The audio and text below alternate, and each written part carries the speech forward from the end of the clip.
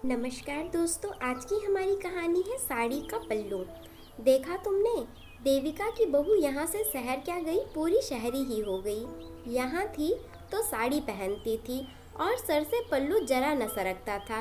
4 महीनों में देखो क्या रूप रंग बदल गए उसके।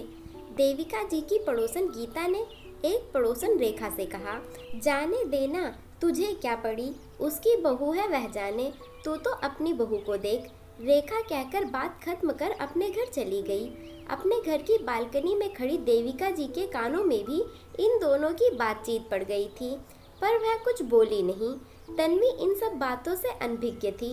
शादी के बाद जब तक यहाँ रही वह शौक से साड़ी पहनती थी।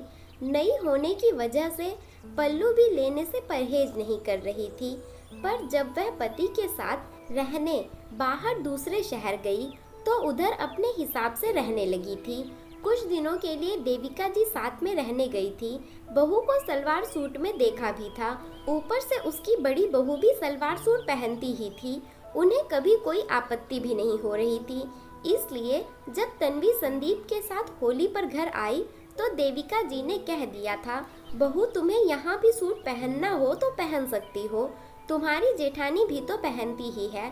तन्वी भी जब आई तो सूट ही पहनकर आ गई, जिसे रेखा और गीता ने देखा और बातें बनाने लगी।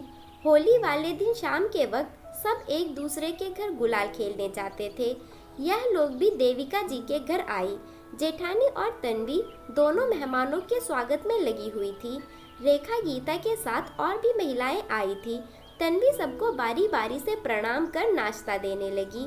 क्या बात है तन्वी, बहू संदीप के साथ शहर जाते ही तुम तो बहुत बदल गई।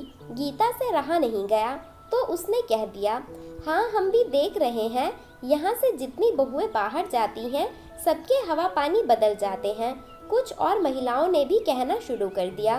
तन्वी तो यहाँ भी साड़ी ही पहनना चाहती थी, पर जब मेरी बड़ी बहू सूट पहन सकती है तो छोटी बहू क्यों नहीं। मेरे लिए तो दोनों बराबर हैं। वैसे कपड़े बदल जाने से स्वभाव थोड़ी ना बदल गया है। ये पहले भी तुम लोगों का आदर सत्कार करती थी, आज भी कर रही है।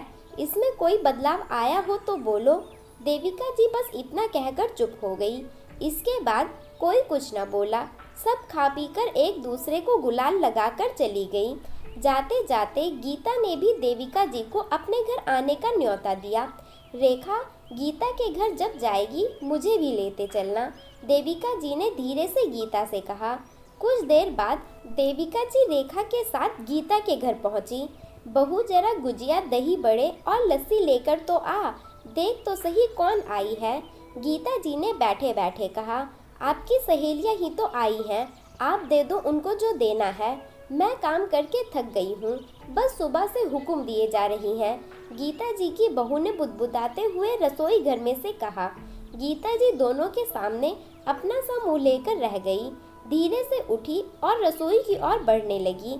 अरे रहने दे गीता, तूने आने को कहा था इसलिए मैं आ गई। अब अपनी अच्छी सहेलियों के घर भी त्योहार के दिन ना जाऊंगी क्या। चल तू बहू को आराम करने दे, हमारे घर तो सुबह से ही लोगों का आना जाना लगा है।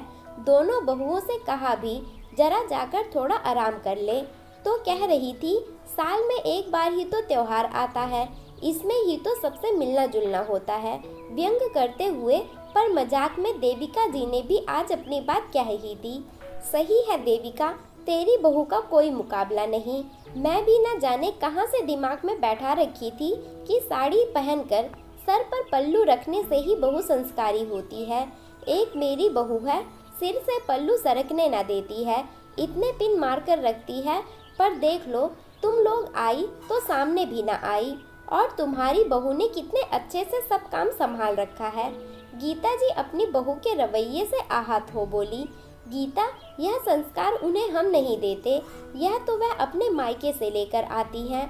हाँ, समय के साथ हमारे संग रहते रहते वह हमारे हिसाब से चलने लगती हैं। मेरा तो मानना है अगर वह सबकी इज्जत कर रही हैं तो हमें और क्या चाहिए। वैसे तेरी बहू का कोई दोष नहीं है, बस तुम दूसरों की बुराई कम, अपनी बहू की तारीफ ज़्यादा करोगी तो तुम्हारी बहू भी तुम्हें इज्जत देगी। देविका जी कहकर वहाँ से निकल गई। सही कहा तूने देविका, गीता की हमेशा सबसे बुराई करने की आदत ने ही उसे बहू की नज़र में ऐसा बना दिया। जब हम ही सामने वाले की इज्जत नहीं करेंगे तो अपने बच्चों को कैसे कह सकते हैं इज्जत करने को, रेखा ने कहा और दोनों अपने घर चली गई। दोस्तों, कहानी पसंद आई हो तो वीडियो को लाइक और चैनल को सब्सक्राइब करें। धन्यवाद।